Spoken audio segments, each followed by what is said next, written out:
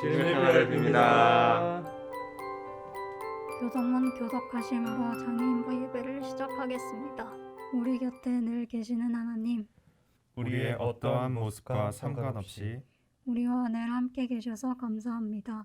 우리를 늘 사랑해 주셔서 감사합니다. 우리도 하나님을 사랑하고 하나님의 사랑을 친구에게 전하는 큰 믿음을 갖기 원합니다. 늘 우리와 함께하여 주옵소서. 사순절이 시작되었습니다. 예수님께서 우리의 죄를 위해 죽으시고 또 3일 만에 다시 살아나신 것을 기억하기 원합니다. 우리를 너무 사랑하셔서 지금도 우리를 위해 기도하고 계심을 기억합니다. 하나님의 사랑을 본받아 우리도 하나님을 더욱 사랑하기 원합니다. 사순절 기간 동안 우리와 함께하여 주옵소서. 이 모든 기도의 제목을 예수 그리스도의 이름으로 기도합니다. 아멘.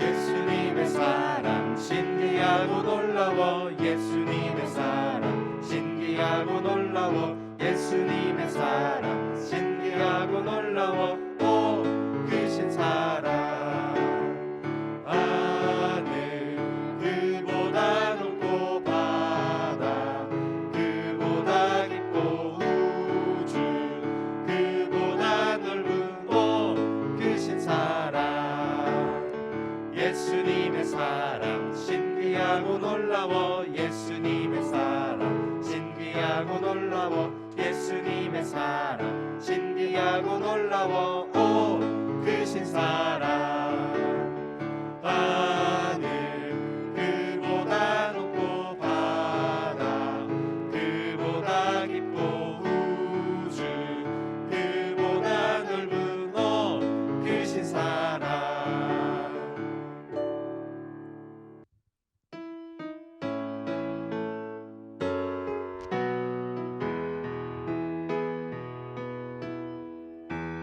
당신은 하나님의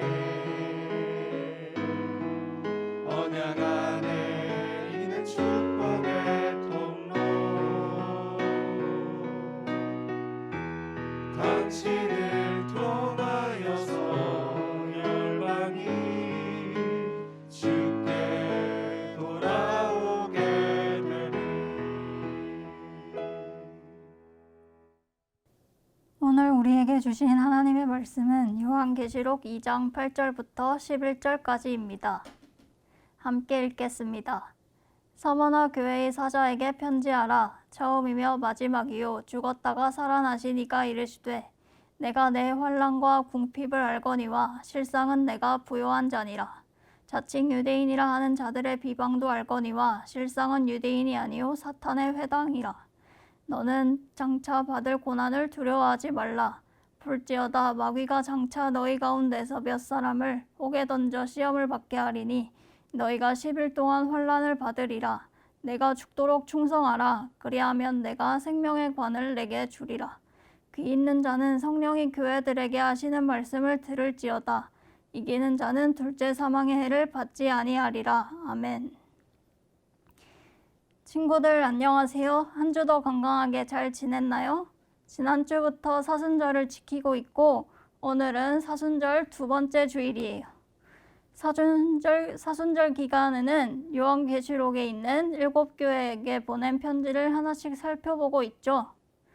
오늘은 7교회 중 두 번째 교회인 서머나 교회에 보내는 편지를 함께 살펴보려고 해요. 친구들도 한 번쯤 편지를 써본 적이 있을 거예요. 편지를 쓸 때에는 지켜야 할 규칙이 있어요. 받는 사람과 보내는 사람이 있어야 해요. 그렇다면 오늘 편지에 받는 사람은 누구일까요? 맞아요. 8장 앞부분에 서머나 교회의 사자에게 편지하라고 적혀 있는 것을 보니 서머나 교회예요. 그러면 보내는 사람은 누구일까요? 요한이에요. 요한은 반모섬에서 예배를 드리다가 예수님으로부터 말씀을 받았어요. 그 말씀을 기록한 책이 요한계시록이고 그 중에 7교회에 전하는 말씀을 또한 포함하고 있어요. 정리하면 예수님께서 서머나 교회에게 하고 싶은 말씀을 요한이 직접 들었어요. 그리고 요한은 그 내용으로 편지를 써서 서머나 교회에 보냈어요. 요한은 편지에서 자기에게 말씀하신 예수님을 이렇게 소개해요. 처음이며 마지막이요 죽었다가 살아나시니. 그 예수님께서 서머나 교회에게 하고 싶은 말씀은 무엇이었는지 자세히 살펴보도록 해요. 9절을 새 번역 성경으로 함께 읽어볼까요? 나는 내가 당한 환난과 궁핍을 알고 있다. 그런데 사실 너는 부요하다. 또 자칭 유대 사람이라는 자들에게서 내가 비방을 당하고 있는 것도 나는 알고 있다. 그러나 사실 그들은 유대 사람이 아니라 사탄의 무리다. 예수님 말씀처럼 서머나 교회는 어려움에 처해 있었어요. 로마라는 제국에서 예수님을 따르지 말고 황제를 숭배하라고, 우상을 숭배하라고 명령하게 했는데 그것을 따르지 않았기 때문이에요. 명령을 지키지 않는 사람들과 함께 어울려 지내면 따돌림을 당할 수 있었기 때문에 유대 사람들은 서머나 교회 사람들과 친하지 않다는 사실을 보여야 했어요. 그래서 더 힘써 서머나 교회 사람들이 제국의 명령을 따르지 않고 예수님을 따른다는 사실을 알렸어요. 이로 인해 서머나 교회의 사람들은 물건을 사고 팔 수 있는 것도 할 수 없었고 심지어 죽음을 당하기도 했어요. 그런데 예수님은 서머나 교회 사람들을 향해서 부요하다고 칭찬하셨어요. 부요하다는 건 돈이 많고 여유롭다는 것을 말해요. 분명 서머나 교회 사람들은 먹을 것이 없고 또한 괴롭힘을 당하고 죽어가기도 하는데 어떻게 부유하다는 것일까요? 편지를 더 읽어보면 답을 찾을 수 있을 거예요. 이번에는 10절을 함께 읽어볼까요? 내가 장차 받을 고난을 두려워하지 말아라. 보아라, 악마가 너희를 시험하여 넘어뜨리려고 너희 가운데서 몇 사람을 감옥에다 집어넣으려고 한다. 너희는 열흘 동안 혼란을 당할 것이다. 죽도록 충성하여라. 그리하면 내가 생명의 면류관을 너에게 주겠다. 예수님은 서머나 교회 사람들이 계속해서 괴롭힘을 당하고 어려움을 겪게 될 것이라고 말씀하고 있어요. 다니엘과 그의 세 친구가 열흘 동안 채소와 물만 먹는 시험을 당했지만 이겨냈던 것처럼 서머나 교회 사람들도 황제와 우상을 숭배하게 하는 시험 속에서 예수님께만 충성하라고 격려하셨어요. 그 시험을 이겨내면 생명의 면류관을 주시겠다고 약속하셨어요. 생명의 면류관이란 무엇일까요? 11절을 함께 읽어봅시다. 귀가 있는 사람은 성령이 교회들에 하시는 말씀을 들어라. 이기는 사람은 둘째 사망의 해를 받지 않을 것이다. 둘째 사망의 해는 예수님께서 심판하실 때에 죽음을 당하는 것으로 하나님과 영원히 분리되는 것을 의미해요.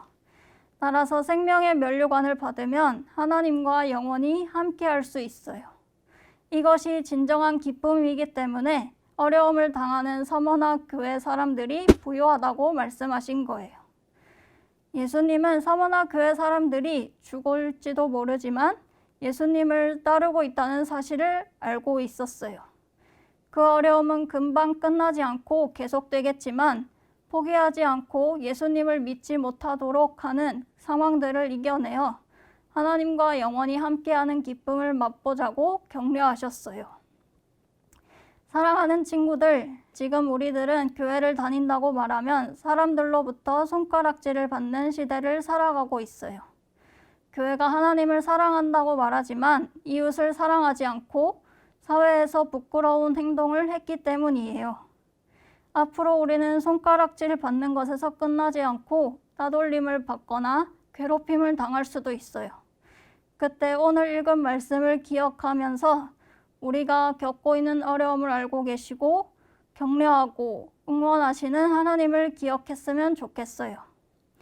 괴롭힘을 당할지라도 언제나 우리와 함께 하시는 하나님을 따르며 하나님을 사랑하고 이웃을 사랑하는 일에 최선을 다해서 예수님께 칭찬받는 저와 여러분이 되길 소망합니다. 기도하겠습니다. 하나님 감사합니다. 사순절 두 번째 주일을 맞아 서머나 교회 하시는 말씀을 들었습니다. 로마 제국의 정책을 따르지 않고 저항함으로써 환란과 궁핍에 처할 수밖에 없었던 서머나 교회를 기억합니다. 어려움이 지속되어도 그 끝에는 하나님과 영원히 함께하는 기쁨이 있다는 주의 말씀을 기억하면서 우리가 오늘 하루를 하나님과 함께 견뎌내고 살아갈 수 있도록 도와주소서. 예수 그리스도의 이름으로 기도드립니다. 아멘. 주기도문 하심으로 장애인부 예배를 마치겠습니다.